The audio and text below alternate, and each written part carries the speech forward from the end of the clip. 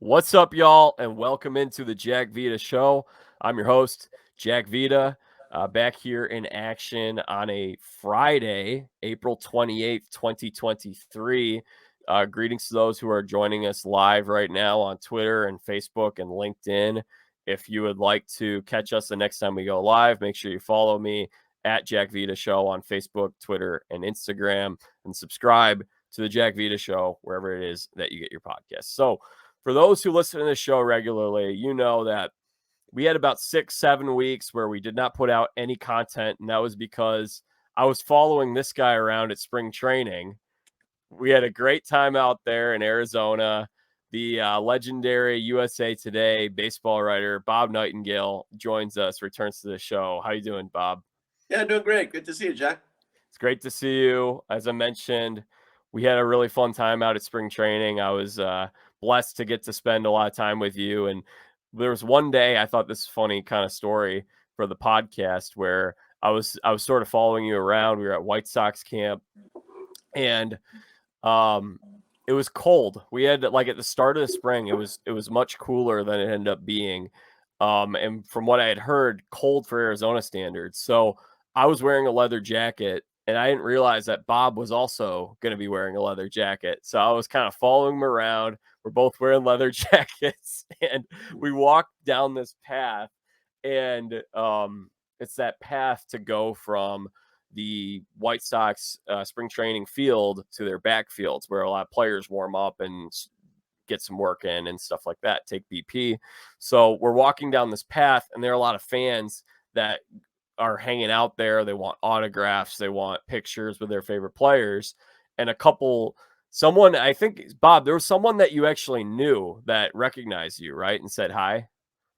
Yeah, I think from my Dodger days, we used to cover the Dodgers. So yeah, good guy, a longtime Dodger fan. I think the White Sox were playing the Dodgers that day. Yeah.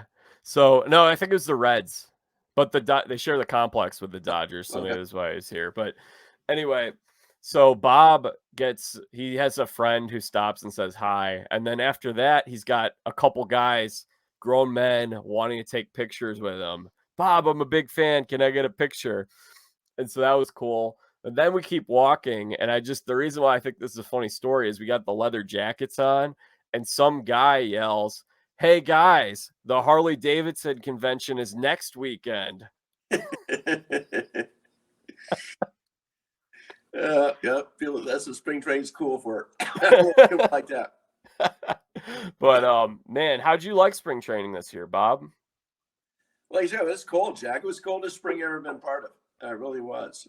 Very cold for Arizona. Florida was perfect weather. But yeah, it was fun. I mean, the WBC is going to happen again in 3 years. That breaks up the monotony. But it was finally a normal spring, first normal spring since 2019 because of the COVID and restrictions and players are able to report on time. So yeah, there was a lot more normalcy. It felt that way, even with the WBC, which kind of shakes things up. Yeah, it must have been great for you guys to get back. I mean, and the fans too, just to be able to, even if you're not at spring training, watching games where everyone's there. Last year we had a very short spring. I mean, I was out in Florida up until like mid-March, and they hadn't started spring training at that point because of the lockout. And then 2021, I was in Florida during spring training, but it was such limited fans that it was a lot more expensive to go to a game than normal. And then in 2020, of course, we had COVID just shut down and we didn't finish our spring training. So for you guys, it was great. You get to get back to the rhythm of it. For me, I was just like a kid in a candy shop. This is my first time as a media member at spring training. And man, that was a great time. A lot of fun memories, especially that World Baseball Classic game that we were at, the first exhibition game where we were down on the field and everyone was around. And I'm looking at you, Bob, and you're just talking to Ken Griffey Jr. just very casually. And there's a part of me inside that's like, that's Ken Griffey Jr. This is really cool. Yeah, it was cool. The whole coaching staff was former players and managers like Jerry Emanuel, things like that. Obviously a lot of former players on there. Whether it was a Brian McCann, a Griffey, and Eddie Pettit. So yeah, it's a next one will be about in 3 years from now. But players love it. It shakes up. Spring training is so long, it shakes up the monotony of it. And the funny part is when these guys are done with the WBC, it's so hard for them to go back to spring training because then they're bored out of their minds. Yeah, I could totally see that. They get to play some meaningful games. They get to hang out with a bunch of other guys that they don't normally get to spend as much time with. And yeah, and then you mentioned the coaching staff. DeRosa, I thought was awesome to talk to because he's a member of the media, so he was great at talking to the media. Yeah, very polished. I mean, he was great talking to me as a player. Obviously, he's hoping to become a manager one day. Yeah, we'll see. He's never, managed in the minor leagues or anything like that, or never been a coach. So he'd probably have to be a coach first, I would think. But he makes good money with the Major League Baseball Network. So you'd probably have to take a little bit of a step back, if he wants to become a manager. So, but he certainly interviewed for a few spots. Dealing with the media would be the least of his concerns. David Ross, no previous coaching experience. I don't think Aaron Boone had any previous coaching experience either. So Aaron Boone made that move over from media to manager. So I don't know. We'll see. Yeah, I'm just happy for obviously Lou Piniella back in the day. Dusty Baker was a hitting coach, but Piniella did the same thing. So a little bit of a rough transition. I think for David Ross's point, probably more rough because he was a Cub, so he was managing the same guys that used to be teammates with.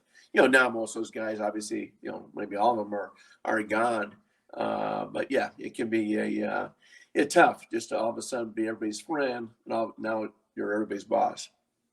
So, Bob, I know that as much as you love baseball, baseball isn't your entire life. You have some other interests. So I'm curious to know, were you paying any attention to the NFL draft last night? That was the kid from Kentucky, the quarterback. Man, it reminded me of Mike Trout. Mike Trout was one of the very few people who showed up for the draft in Secaucus, New Jersey, because his family's close by in the Philadelphia area. And yeah, he was out there till the 26th pick in the first round. And I think everybody kept feeling sorry for him. Like, man, I hope someone finally drafts this kid. So maybe the same thing will happen to the Kentucky quarterback. Yeah, Will Levis out of Kentucky he didn't get picked in the first round, and that's tough. But Mike Trout I'm glad you mentioned that story because that was the first draft that they ever televised. It was the first year of MLB Network in 2009, and he was the only the only player that attended the draft. He was there by himself, and everyone just kept passing on him, but it turned out pretty well for him. Yeah, so maybe same thing will happen to this kid too. It's rough sitting there by yourself, especially seeing everybody else get drafted and smiling and hugging the commissioner and all that. So, Bob, if we'll see if people want to comment as they watch this, they can send questions or comments. We have a comment here from Justin Gustafson, and he says, "Tell Bob to take it easy on the White Sox. It's tough out here right now." It is tough. It's like, saw them during the spring. There was a lot of optimism. Was with them in Houston for the opening series. But man, it's been rough. I mean, the only team with worse record is the Oakland A's. So no one saw this coming. Obviously, the schedule eases up in May. They're in the right division, but nobody wants to see its team go through a start like this. You're not only losing, you're just getting obliterated at times. Third worst record, actually. Kansas City is also very bad this year. But yeah. Right there. Yeah, I think the A's are the ones more losses. Yeah. No, oh yeah, Oakland 1, Kansas City 2, White Sox 3. Yeah. So, yeah, this is and you know what? And we're going to be talking a lot today about some of the early season surprises and disappointments. And I'll be curious to hear what you have to say, Bob. But my general feeling for most of these is it's April. As long as you don't lose the division in April, you can be okay. Like, I don't think St. Louis, we'll talk St. Louis in a little bit, I'm sure. I'm not at the panic button part with St. Louis. Like, it's a long season. They've got time. I'm at the panic button part though with the White Sox. I mean, this is a team that's 12 games below 500, and again, you can't win a division in April, but you can lose a division in April. And granted, Minnesota's not running away with it. They're 15-11. They're off to a good start, but I have serious, serious concerns with this White Sox team. Are you at that point too, or are you a little more patient? No, I mean, you're in the right division. I mean, you want to be in the NL Central or AL Central, or you'd already be buried. But yeah, just I don't really like the makeup of the club. It's the same thing, as we saw a year ago. Everyone wanted to blame Tony La Russa last year. Well, guess what? It wasn't Tony La Russa's fault. The worst, at least La Russa's team, they were 500. These guys aren't even close to 500. So at some point, the players have to look at themselves in the mirror. It's getting embarrassing out there. Now you're seeing the pitching; it's just falling apart. And I think just that vibe, even a pitcher as great as Dylan Cease, you can tell it's affecting him too. But just when you get that, that loser attitude in there, it's tough to shake. I know they don't want to rebuild. I mean, they just rebuilt that thing. They have the window open for only, a year and a half. That's embarrassing.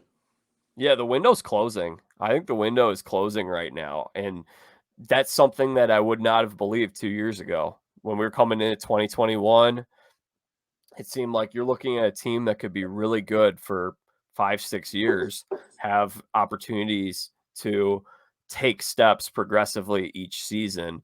And we're at the point now where, I mean, coming into this year, I had them finishing below 500, 500 at best. Where did you have them projected, Bob? How do you expect them to do? Yeah, I think that third in the division, right around a 500 club. But yeah, I mean, they had the great 2021 season, won the division, ran up against a great Astros team, obviously. Last year was a disaster. They kept waiting for them to turn it on. Never happened.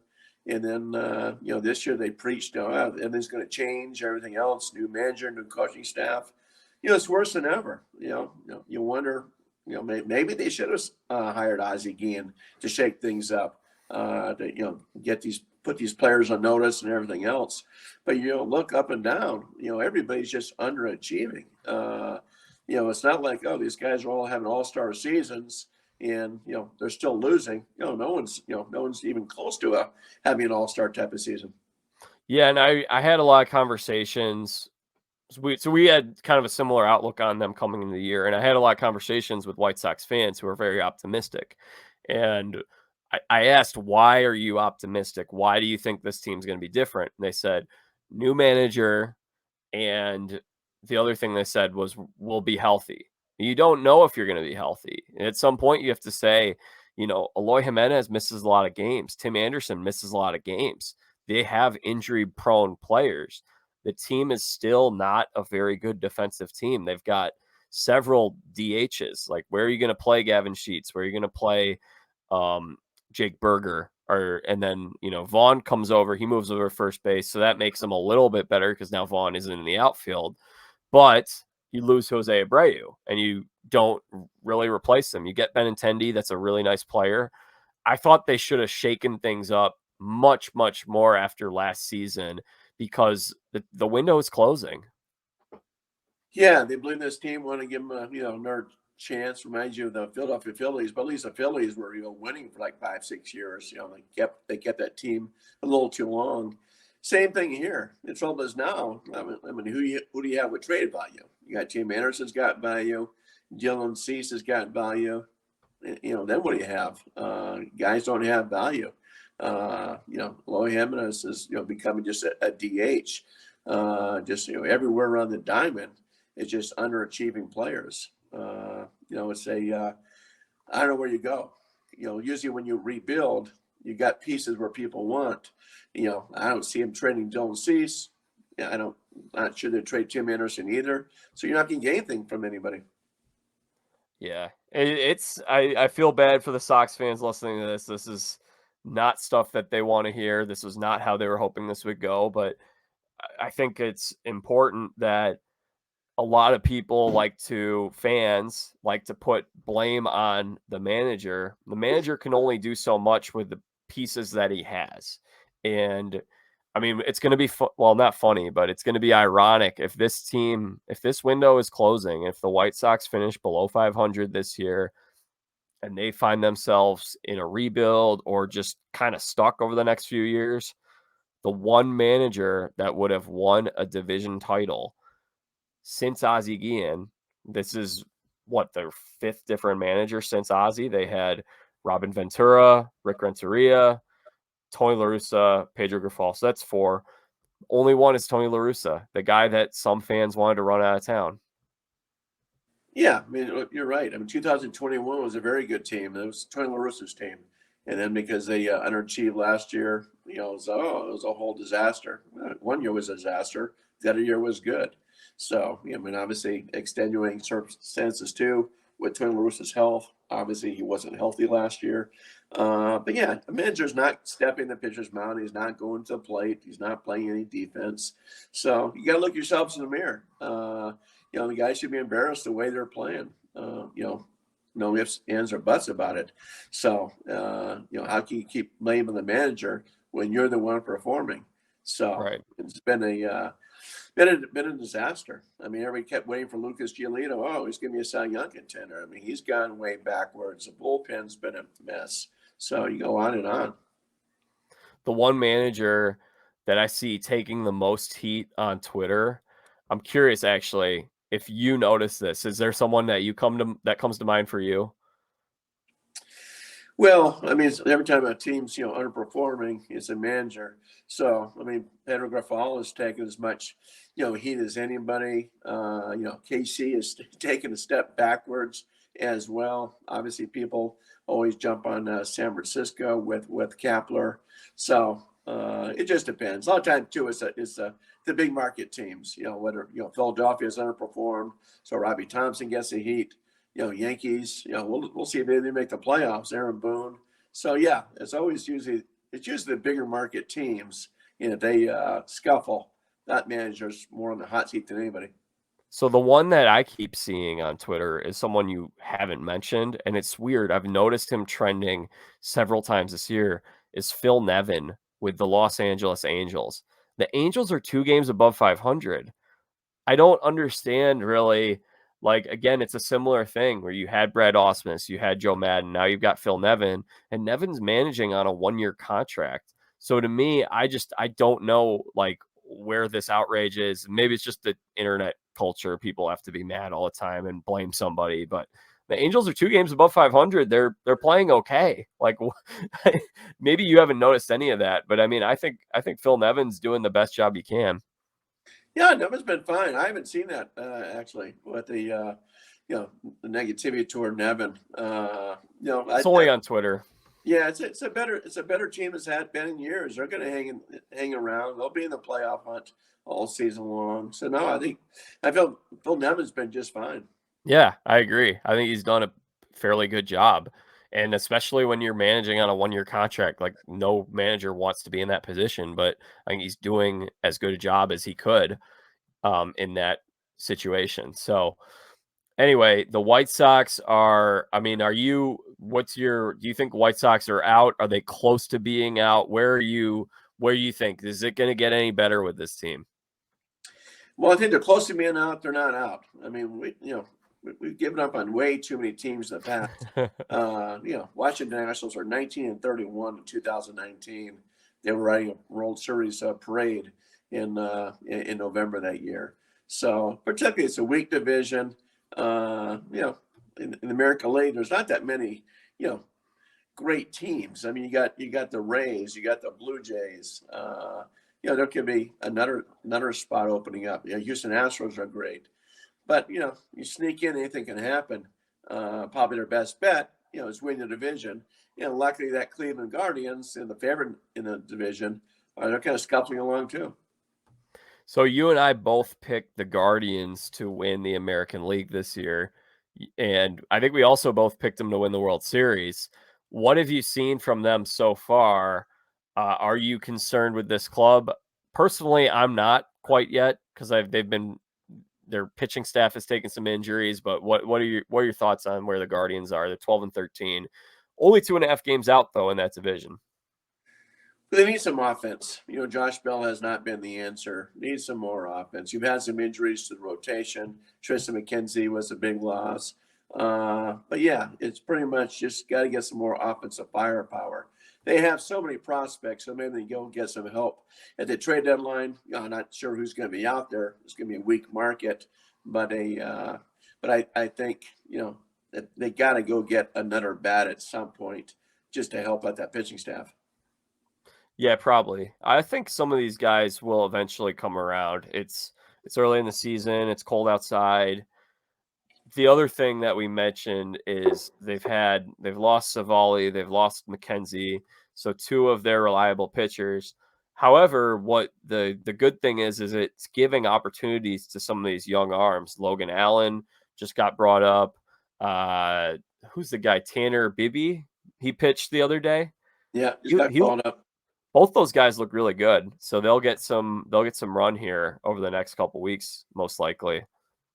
Yeah, they can produce pitching, and they've done a great job producing pitching. Offensively, it's been a different story.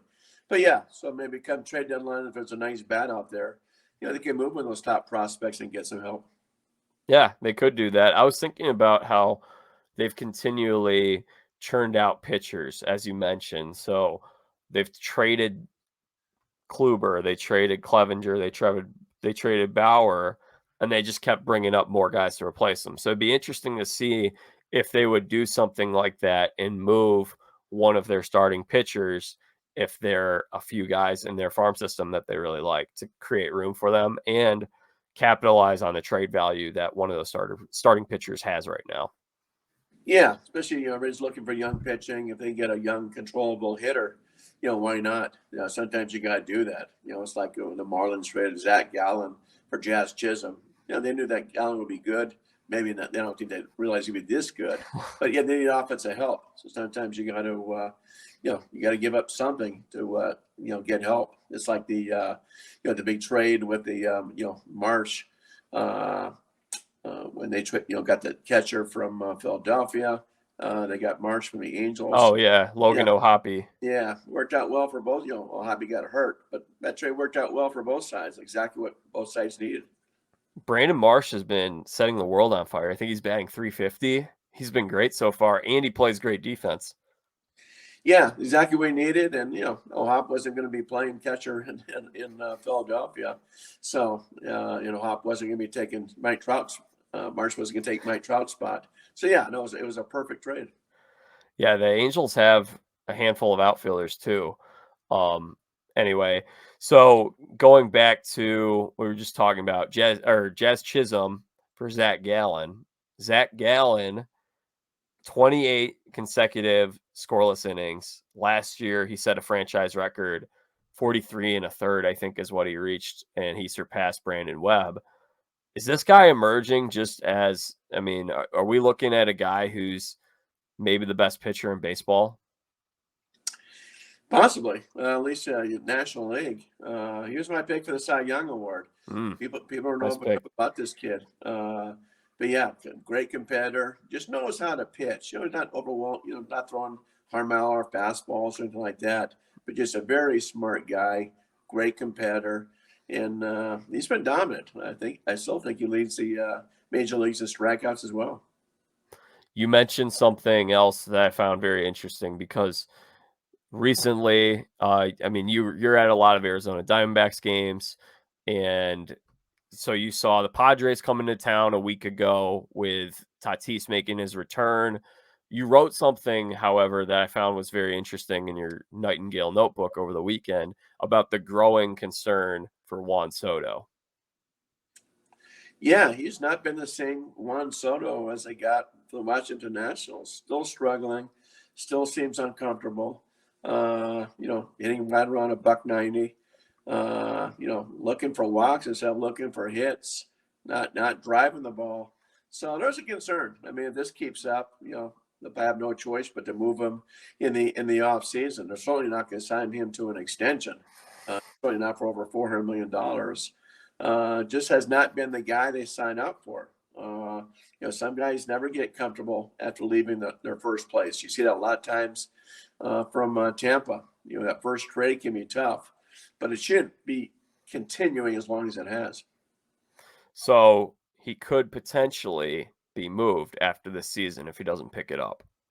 Yeah, he's a free agent. You might as well get something out of it. If they're convinced, like, okay, it's not going to work out here, you might as well get something for him. You're not going to get as much as you gave up for him, but obviously been a big disappointment. And they're planning to be players for Shohei Ohtani. So if they're going to put that Ohtani contract on their books, they're not going to pick up Soto's 400 million or whatever he's looking for. No, you already got two guys making over $300 million anyway, and Tatis and Machado. Almost three guys. You throw in Alexander Bogaerts. So, I don't care if it's Yankees or Dodgers. You can only take on so many contracts like that. So, yeah, it'd be a different story if Soto was, performing like you had hoped. It's one thing to take walks, but if you're going to base a walk, you better be stealing second or moving around. Don't just clog the base pass. So, walks aren't really helping them. They need a run producer. How do you think Tatis has looked in right field so far? Okay, not great, but okay.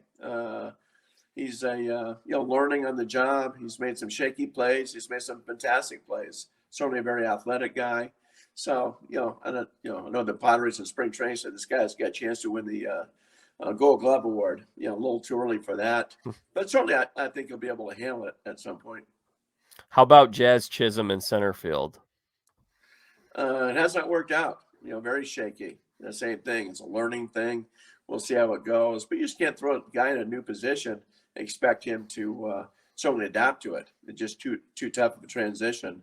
So, a lot of growing pains there. Yeah, I think he's been humbled a little bit because he had said, I can play center field. Yeah, no problem. I've never played it before, but yeah, it should be fine. And it's difficult to make that switch from infield to outfield, especially if you haven't done it before. Like those fly balls that you're seeing in the infield are coming to you at a very different angle than you're seeing in the outfield. Yeah, absolutely. I mean, just different. You just can't throw a guy. Even like Kyle Schwarber was talking about how much he struggled at first base when he was with it's first base, not center field, with the Boston Red Sox. It's just I don't care how good you are athletically. That's a tough position to learn, and he's made a lot of mistakes out there. That's the thing with the Marlins. They have so many people out of position. But I want to say 5 or 6 guys are out of position on that team, and it can drive a starting pitchers and relief pitchers crazy. You mentioned Kyle Schwarber. That brings me back to Moneyball. It's not that hard to play first base, Scott. Tell him Wash. It's incredibly hard. Yeah, I mean that's a tough position. I mean you're right in the middle of just about every play, and but yeah, you got to know all the nuances and stuff in first base. It's it's not DH. It's a tough position playing first base. So particularly now you don't have help with those shifts. So it's every position in the diamond is tough, particularly first base. It's been a full 4 weeks since opening day. What has surprised you the most through the first 4 weeks of the season? Team-wise, by Pittsburgh Pirates. I know they got to great starts before, but just this time you say, what, it's real enough, the athletic enough team, they're running wild, that they could be a contender. I want to see in a year. I still don't think they can win the NL Central this year, but they'd probably raise your eyebrows more than anybody. They got to be the biggest surprise. Of all the baseball so far. I had them in third place coming into the season. I thought they'd finish behind St. Louis and Milwaukee. The Cubs are playing better than I expected them to play. But yeah, I mean, I did not think Pittsburgh would be 18-8, which is, I think they have the best record in the National League through the first month. Nobody was expecting that. No. Go ahead.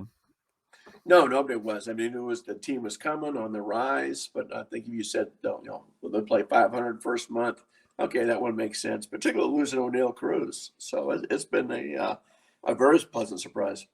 They're a fun team to watch. I've got my Pirates shirt on, and I've got a lot of these Under Armour baseball shirts. So if a team's playing well, maybe I'll throw that shirt on. But today it felt like the right day to talk some Pirates, and they've just been. It's great to see baseball resurrected in a way in Pittsburgh. And look, it's only been a month. I don't think they're going to win this division, but I do think they can hang in there and maybe be somewhere in that 80 to 85 wins this year. Is that crazy?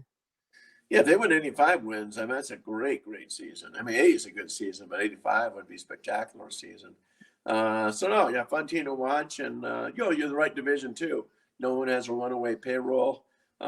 Everybody's payroll, is semi the same. Yeah, so it's a fun team to be around. Milwaukee's a fun team to be around. Should be a fun race, particularly with the Cardinals scuffing like they have. Certainly, yeah. And I think that my big concern kind of would be in the grand scheme of things long term is maybe the pitching might not be that strong, but their pitching has been very I think everyone's been exceeding expectations. Keller's a really good pitcher.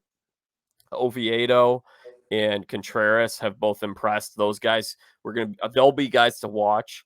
But like Vince Velasquez has looked amazing. That's probably been the most surprising part.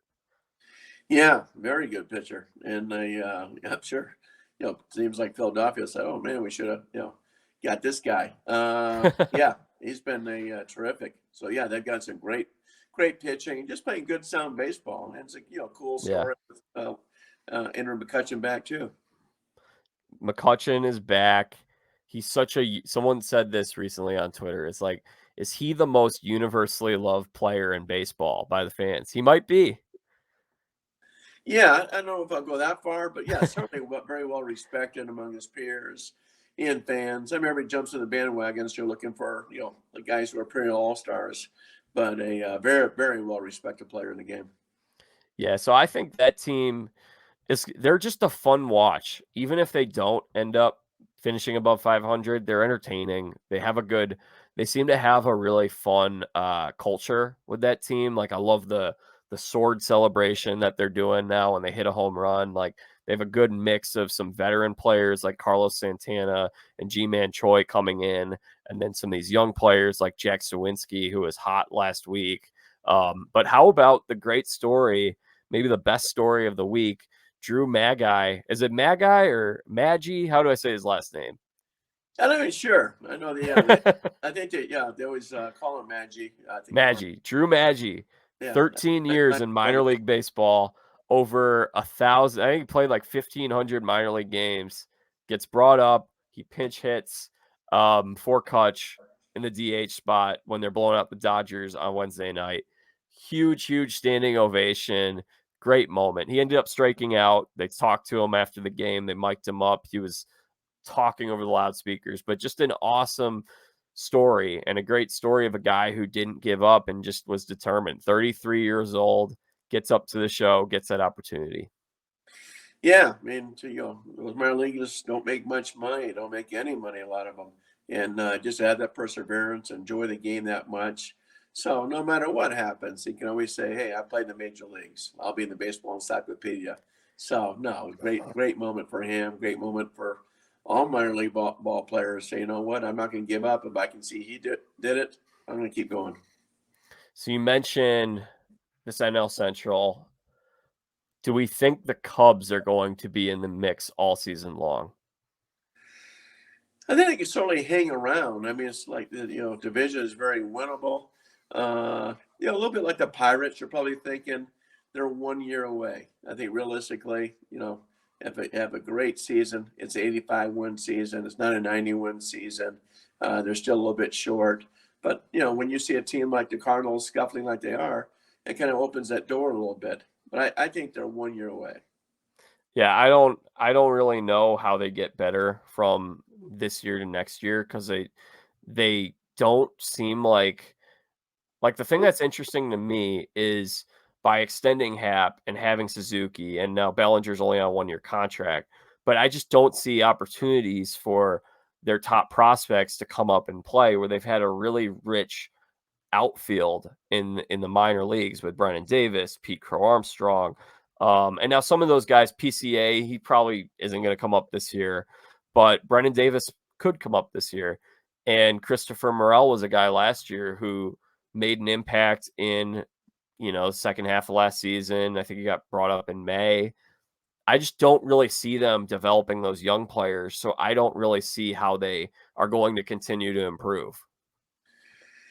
Yeah, we'll see. I mean, a lot of guys are playing well right now. We'll see how long it lasts. But yeah, I mean, then in the off season, well, they got to keep Stroman. I think Stroman would probably opt out. The way he's, Yeah. you got to get some more pitching in there, and they got prospects to trade too. So I would think they'd be a legitimate contender a year from now. Okay. Whatever they get this year is a, kind of gravy because they, I don't think anybody expect them to even be 500. And I think, they're at least a 500 team. And like I said, if they win 85 wins, I think it's a great season. If you win 85 games, you're giving me the hunt all year. All right. Well, we'll see. I'm still I want to see a little more from this team before I buy in, but I have been impressed with what I've seen over the first month, especially from Bellinger. I mean, Bellinger looks like an all-star caliber player once again. Yeah, we'll see. Early for him. I think he got, psyched up, obviously, playing the Dodgers, the 6-7 times. The reason I wonder about the Bellingers, I mean, the Dodgers had him for all those years. They got all the money in the world. They didn't think he could do it. If they did, they would have kept him. They wouldn't have grabbed a Jason Hayward. So they could have kept Bellinger for about $16, $17 million, decided not to do it. So, we'll see. I think if he made the All-Star team, it'd be one of the great comeback stories in the National League. So St. Louis Cardinals, this has been maybe the most surprised. I'd probably say this is the most surprising thing, aside from maybe the positive one would be Pittsburgh, and then the negative one would be St. Louis, because St. Louis entered this season as favorites to repeat as NL Central champs, collectively picked by most people. Maybe some people had the Brewers, but it honestly felt like a lot of people were kind of low on the Brewers because I don't know, for whatever reason, they missed the playoffs last year.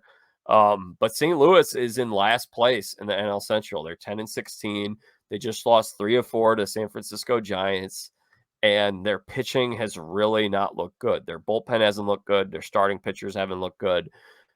Where do you think this goes? Oh, and they also just sent down Jordan Walker, and that was somewhat of a surprising move, it seemed. Well, yeah, just I thought they were slight favorites. I didn't buy into that they're going to be heavy favorites. I worried about that pitching. Just a lot of question marks. I thought the key was Jack Flaherty. He's been okay. I think they need him to be the Flaherty of old. Obviously, Wainwright's been hurt the whole time, so that's hurt them as well. Michaelis got up to a slow start. No one's really taken off. I mean, Goldschmidt's been doing his thing. Arenado's been fine. Newbar has just been okay. So yeah, just a lot of things haven't clicked. But yeah, you worry about that pitching staff. And I think Jordan Walker, they just want him to hit for some power. It's like, okay, you're better than a singles hitter. We need you to drive the ball. And also they have too many outfielders. It's like, we can't just shuffle guys in and out. We got to give them roles. And I think this is a chance to give guys playing time and say, you know what, there's your opportunity to run with it. If not, we'll bring Walker back up and you're out. Yeah, and in addition to the pitching stuff, I mean, or going back to what you're talking about with Jordan Walker, they do have a lot of outfielders. And I do think that those bats will eventually get going. I will say it's a talented lineup. There's a lot of good players there. Jordan Montgomery pitched really well up until, I don't know if you were that game was at Busch Stadium, but he just got shelled. So that's something that sometimes happens with these early ERAs is you could have 3 great outings or 3 really good outings, and then the fourth one is just a terrible outing, and then your ERA is really inflated, and it looks like you haven't been good. But really, he's been good for most of the time when he's pitched. Yeah, no, he's been solid, but they just don't have those guys that he's gonna be that ace and just shut you down time after time and stop losing streaks, start winning streaks, that sort of thing. Yeah, there isn't They don't. It's like I looked at this team coming in as a team that's going to win the division. They have a pitching staff that's good enough to win the division, but not really do any damage in the postseason. This is when you saw like Philadelphia last year was a team that, their rotation wasn't great for the regular season, but you get in those short series, you throw Nola and you throw Wheeler, and those two guys can win you a series with how well they pitch. Yeah, just got to get hot. Like that year when the Nationals won the World Series, they just ran those starters, out there. Even they using the starters in relief. So that's what it takes come postseason time. Do you have a prediction for how things go with St. Louis? They're 8 games back right now. They've been a good second half team the last 2 years. Like they weren't in first place until I think they were 4 games out at the start of August last year. And the Brewers traded Hader, and they really sank. And then St. Louis got hot. And a year before that, they won 17 straight when Schilt was still the manager. So my personal thought is I think that they're going to heat up at some time. They will get it going, but they have given reason to be concerned. Yeah, they're always a great second half team. Probably the team to beat is, for St. Louis, it'd be Milwaukee. Milwaukee would have made the playoffs last year if not for the Josh Hader trade, which backfired in their face. But yeah, it's probably going to become a 2-team race between those two. The Cubs and Pirates will be hanging around. But I think in the end, it'll come down between Milwaukee and St. Louis. Yeah, I think so too. I think Milwaukee, I would favor them at this current point in time. They've looked really good. And I do think last year people were pretty high on the Brewers. I know some people had them in the World Series. And then it's almost like people may have been a little too high on them coming into last year. But this year, I feel like people were too low on them coming into the season. Yeah, I think just the way they crumbled last Yeah. year, and that's why they kind of stressed clubhouse chemistry this spring and got guys together and got a lot of nice young players coming in. And then I think they're finally over the hater thing. I mean, that just completely disrupted the clubhouse. And I think the front office learned their lesson. Like, okay, we're not going to do something like that again, and realize that one guy can just deteriorate the whole vibe here. So 4 teams that made the postseason last year that are 500 or worse at this current point in time: Seattle, Philly, San Diego, and the Los Angeles Dodgers. Are you concerned about any of these teams in particular? Well, Dodgers are still a very good team. I'll still think be neck and neck with them and the Padres. Padres have so much talent, but something's not clicking there. The starting rotation is just okay. Like I said, Soto is underperformed again. So thank God for them. They got Xander Bogaerts. Bogaerts has really saved them. He's been the one constant force in that lineup. So I still think the Padres make the playoffs. I'm not sure if they're going to win the division. Dodgers, we'll see. Use all the young guys. We'll see how that turns out. I think Philadelphia bounces back. David Hrabowski, they're in it. They're in this thing to win it. So if they have to trade some prospect at trade deadline to get some help, they'll do so. Philly, I had them missing the postseason coming into the year. And through the first 2 weeks or so, I was feeling pretty good about that prediction. But they've actually played quite well lately. They've won a handful of series against some quality opponents too. I think Philly now back at 13-13 because they were, just a week ago, 10 days ago, we were looking at a team. I think they were like 5-10 or something like that. They've rattled off a nice little hot streak here, and I'm feeling better about the Phillies, but given how they've played, and they're going to get help once Harper returns. Yeah, Harper should be back in next 10 days, 2 weeks, so that's going to be big help. They can still put up so much runs. That offense is so great. Got Trey Turner now, and Nick Castellanos has bounced back. Now he's the same player as he was in Cincinnati. Yeah. So, all right. So Philly, we'll see. How about San Diego and Seattle? What do you think about those two? Seattle still got talent. They should make a run for it. They're not going to win the division. Houston's too good. Robbie Ray was a big injury. I know Kelnick has bounced back, so he's performed well. But yeah, Robbie Ray, that's a big blow. The Padres will make the playoffs. I don't know if they'll win the division or not. It's more of a scuffle than they thought. Just that offense does not click. It just something's wrong. Something's wrong with that offense, and maybe you got to drop Soto down to 6 or 7. You can't keep putting him number 2 or 3. Now you're hitting 185, 190. I don't love their pitching staff either. I mean, their pitching staff, Blake Snell, it hasn't been great. Michael Wacha has not pitched well. There's some question marks with the depth of that staff. Darvish is a little up and down. He's been okay so far this year. What are your thoughts on the pitching staff they have?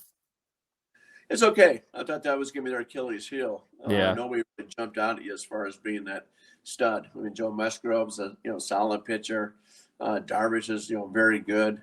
Wacha pitched well last year for Boston, but obviously he was out there till spring training and nobody wanted to sign him. Snell's been a very big disappointment for him. They do have some depth, and guys like Ryan Weathers and that sort of thing. So we'll see what happens. But yeah, and that pitching staff does not scare you. Ryan Weathers actually pitched very well in the rotation.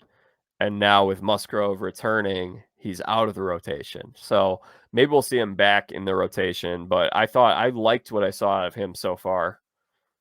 Oh yeah, we'll definitely see him back. He's going to have room. Remember, Seth Lugo's never pitched more than 80 innings. So at some point, he's not going to be a starter in the entire season. Got to shift him back in the bullpen. And they got Nick Martinez too. So they got depth, but just not the area for 1-2. Maybe we'll see Cole Hamels later this summer. Yeah, but they have depth. The Weathers has pitched well. Nick Martinez has pitched well. So I don't think they got the starters, but they just don't have those stud starters. All right, so then Baltimore has played extremely well, 17-8, and they were a team last year that came pretty close to making the postseason for the first time in a handful of years, and now they currently have the second best record in the American League because the Rays have been so great in that division. The Rays have a 3.5 game lead, and the Rays have gotten a lot of the attention and discussions.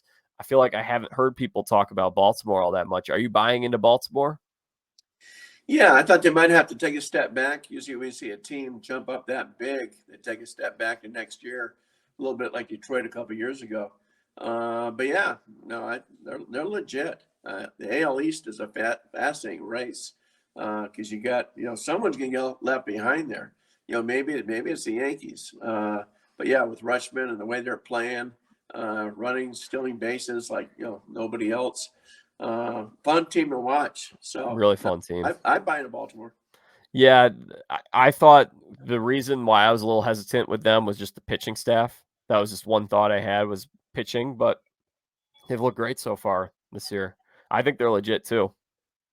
Yeah, it should be fun. I mean, Tampa's got the best overall talent once again. Blue Jays are right there. Then it might be the Yankees versus Baltimore for that final wild card spot. Minnesota Twins picked up their first series win against the New York Yankees since 2001. I was 7 years old at the time. I think Volpe was 6 days old. So that's a neat story. Is that indicative of anything for the Twins or the Yankees? Well, if they play the playoffs, they'll hope. They've still lost 16 straight postseason games, which is unbelievable. I mean, that's hard to do. The Yankees are responsible for most of those.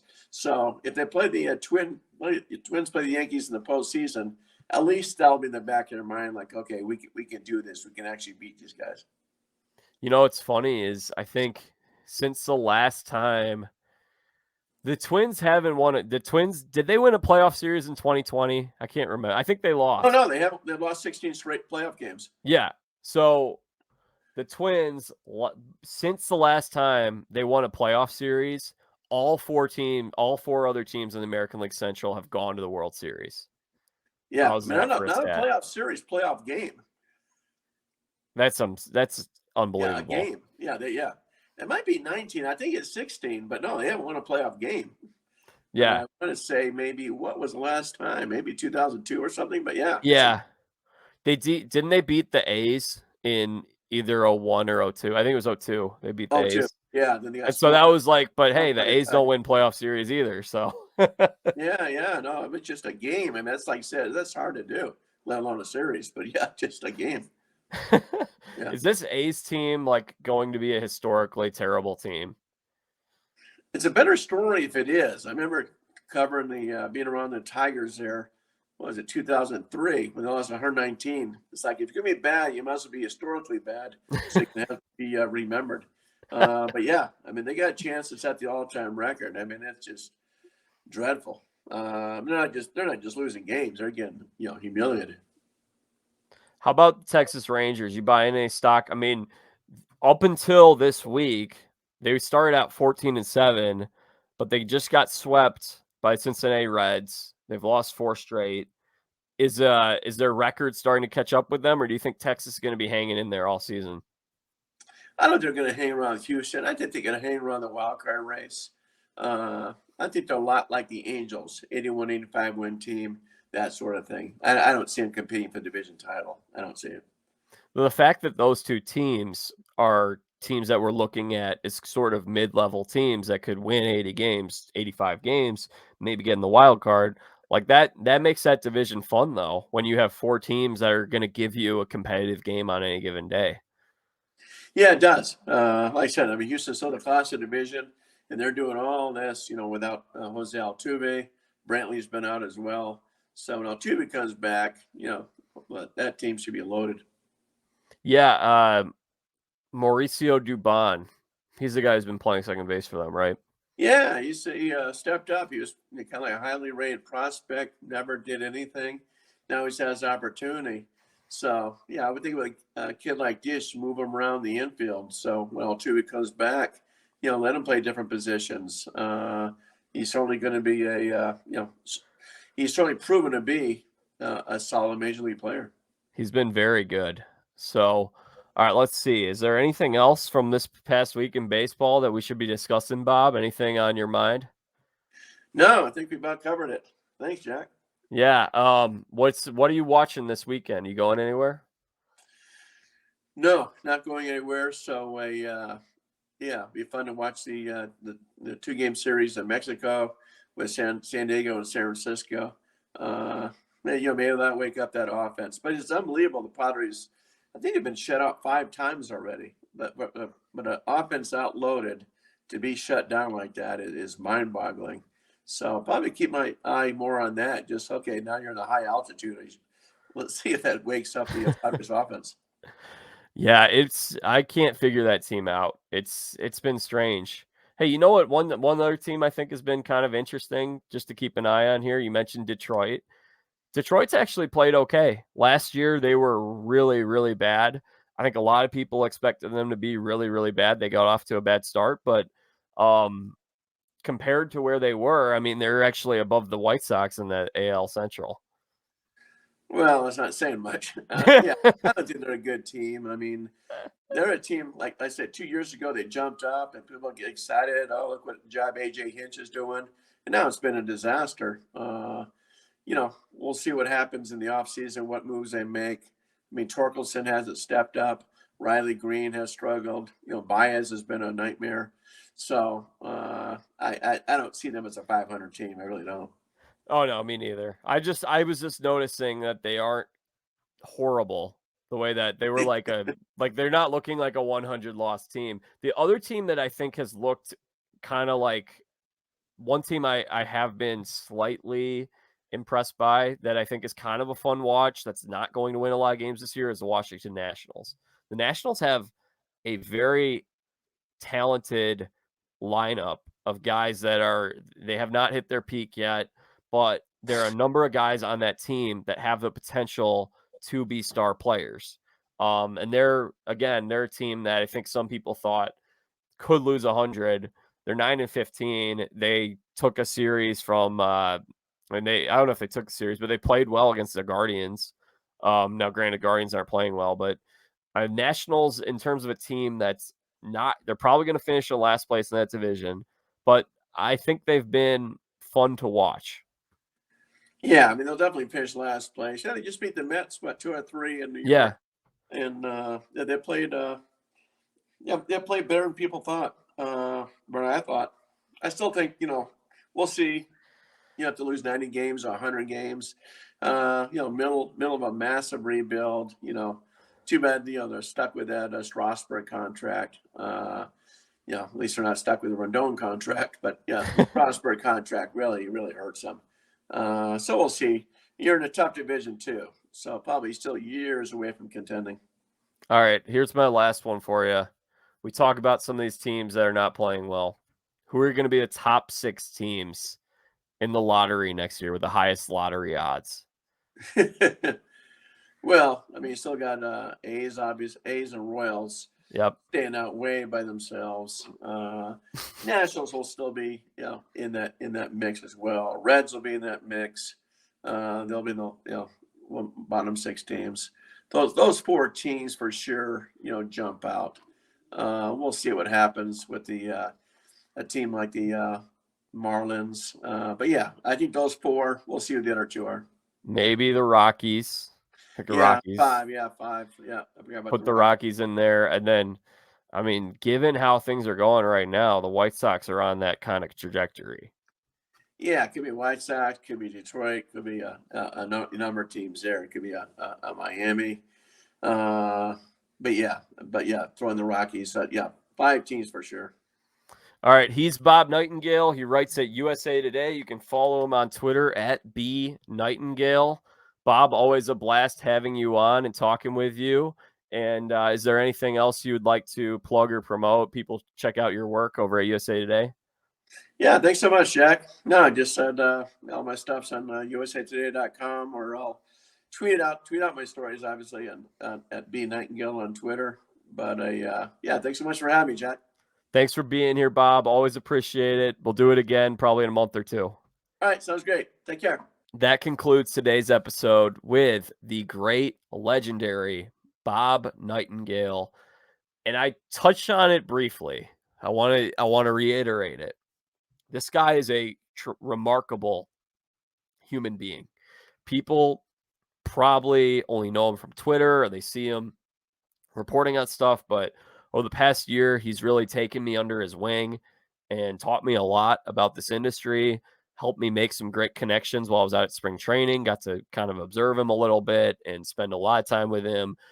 Great guy who's anytime I got a question about work or baseball or whatever, he's always just a text away. So I just wanted to once again say thanks to him for not only coming on the show, because I'm sure we'll be having him again in a month or so. He likes coming on here and he likes talking with me, interacting with the viewers here on the Jack Vita Show. But he is a great guy, and he also, like I said, has provided a lot of help and been a great resource for me as I'm just in the early stages of my career here. So thank you, Bob, for joining us today. Hopefully you guys all enjoyed it. Thank you to you, the listeners, for tuning in. So I've got another episode coming out next week, the first week of May. I'm going to speak with longtime Kansas City sports radio great. And in addition to that, she won Survivor Guatemala, competed on Survivor Winners at War, and she's had a really awesome life. She married her husband is Casey Wiegman, who is an NFL Pro Bowl center. He had a nice long career, and she was on a show on ESPN back in 2006. So she's had a really an amazing career, been involved in a lot of interesting stuff, and is a great person. Danny Boatwright is going to join me next week, and we'll talk some sports, probably talk a little bit about the NFL draft, talk some baseball. We'll also talk about her time on Survivor. We're going to talk about her kind of career and some of the stuff she's done in life, and it's going to be a fun conversation. It might be a long one. It might be a couple hours, so we'll see. Maybe we'll break it up into 1 part or 2 part, or maybe I'll just put it all out there. But you won't want to miss that, so make sure that you catch it by subscribing to the Jack Vita Show on Apple Podcasts, Spotify, YouTube, wherever it is that you get your podcasts. Follow along and then follow me on social media at Jack Vita Show. All right, we'll be back next week with Danny Boatwright. Until then, I'm Jack Vita, bringing the dance to the lobsters.